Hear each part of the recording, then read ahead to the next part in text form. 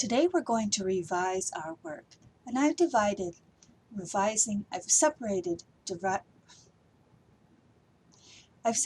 revising and editing in our writing process, because revising is different from editing. For example, revision is to focus on writing style and story elements, kind of the big picture of your writing work, whereas editing focuses on the details such as grammar, spelling, and punctuation. So you're taking a different approach to each of these, a different mindset, and so I wanted to separate them. Today we'll be working on revision, looking at more of the elements of your story. In the revision stage, you organize your ideas. Does your order make sense? Does your writing flow? Are you missing anything? So for example, let's say in your description you are writing about what they look like, and then what they do, what they like to do, and then you talked about more of what they looked like, and maybe then you talked about their family, and you talked about their hobbies, and then you forgot to talk more about their family, because in a rough draft, and that's fine, because in a rough draft you just write whatever comes to your mind. Well, now in this revision stage, you want to organize things, maybe put these things together, maybe describe the family all together, and then make it flow. You talk about one topic and then the next topic. And then also, because we were writing like crazy, when we go back, we might find that something was in our head, but it didn't get onto our paper. So are you missing anything that you need to add? The second is make sure each word has a job. Do all my words add to tell my story? And can I use better words to clearly what I say? For example, do you want to say, she's really, really hungry?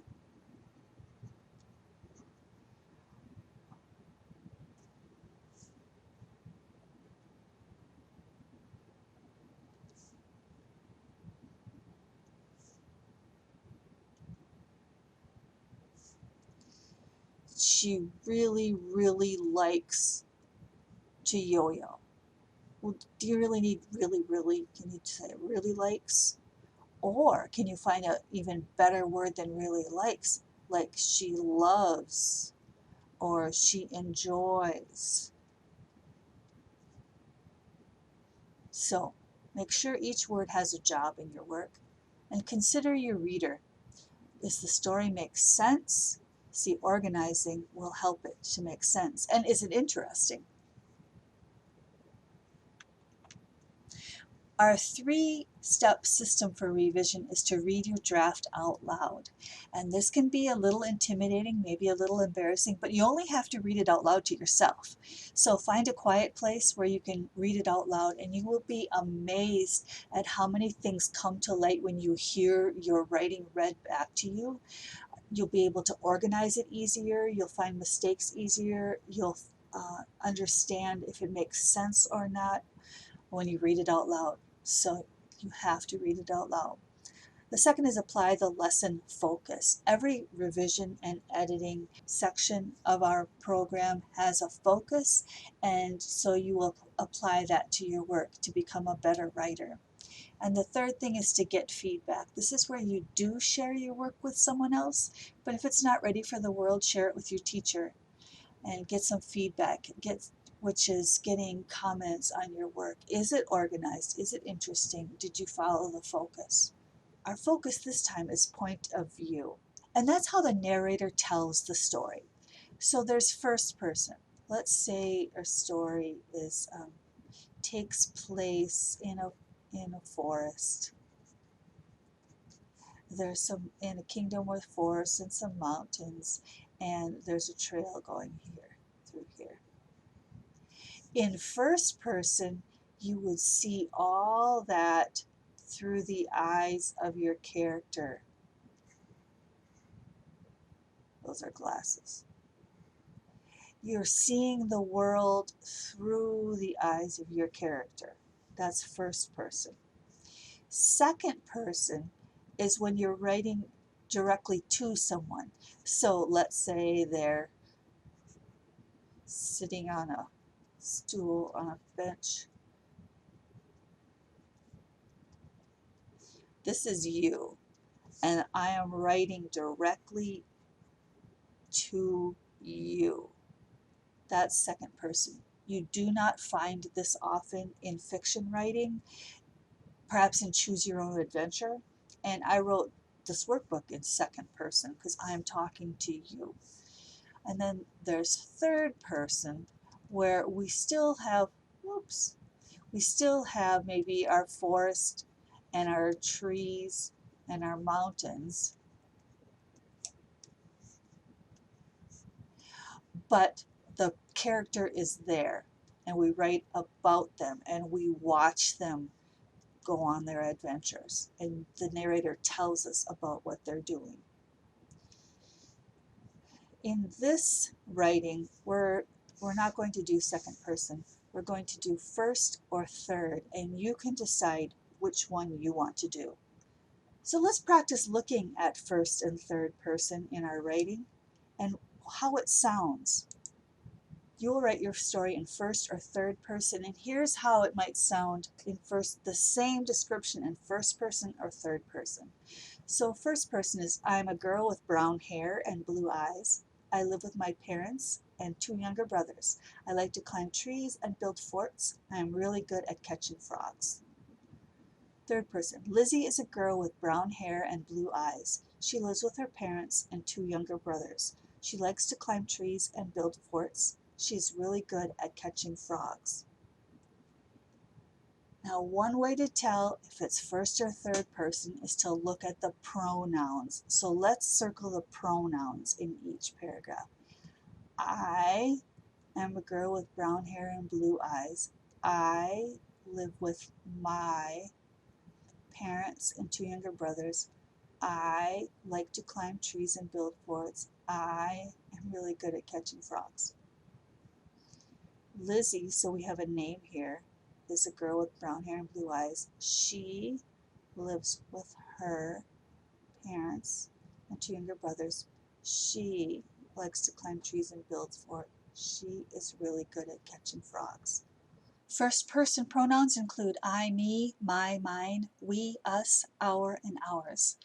Third person, he, she, it, him, her, it, his, her, its, they, them, their, theirs. So you can kind of see the pattern to pick out between first person and third person. So when you're deciding first and third person, there are a couple things to keep in mind.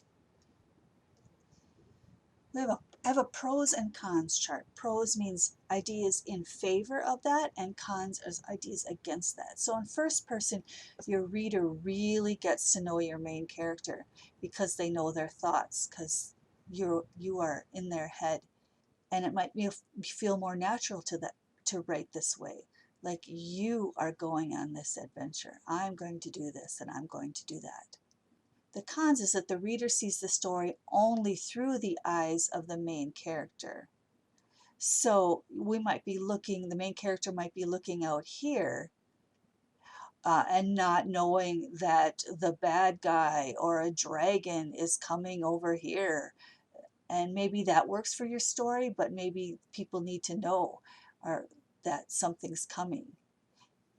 Also, there may be important things in your story that the main character does not know about, so then your reader can't know about them either, like the dragon, or maybe someone's coming to rescue them, or something else in the story that helps the reader understand the story.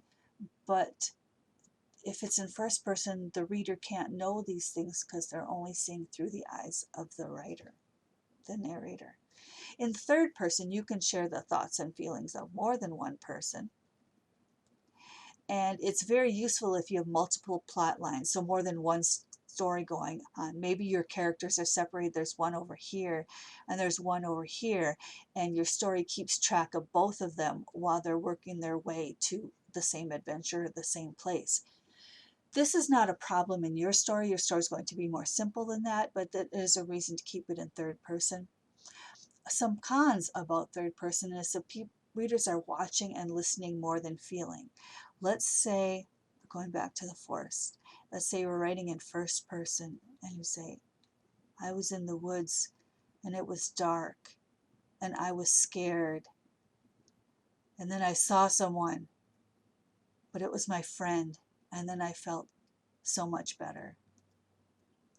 Rather than third person, she was in the woods and it was dark and she was scared. And then she saw her friend. She saw a person and she was terrified, but then she saw it was her friend and it was okay. It does feel different when you say I, because then the reader identifies with I. I was in the woods, I was scared, rather than she was in the woods, she was scared. There's not as much feeling, there's more watching and listening there. And also readers can get confused if you switch between your characters without being clear. And that again goes back to this when you're having multiple plot lines and you have to switch back and forth. There's a talent to that we're not probably ready for at this stage. Probably writing in third person will be easier for you because it feels more like telling a story. So with your first draft, your draft of your descriptive paragraph, go through, read it aloud, and find out and organize it, organize your thoughts. Then decide if you will write in third person or first person. And so then when you're going back through, if you decide to write in first person, describe it as I. I have brown hair. I like to wear pink. I like to yo-yo. If it's in third person, he likes to yo-yo. He likes to climb trees. He has a pet elephant. So keep it consistent in first or third. So decide which one you want, then keep it consistent.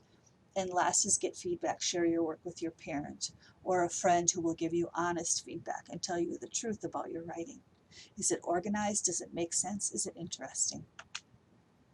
So on Book Island today, we are picking a point of view and being consistent here at Character Lake.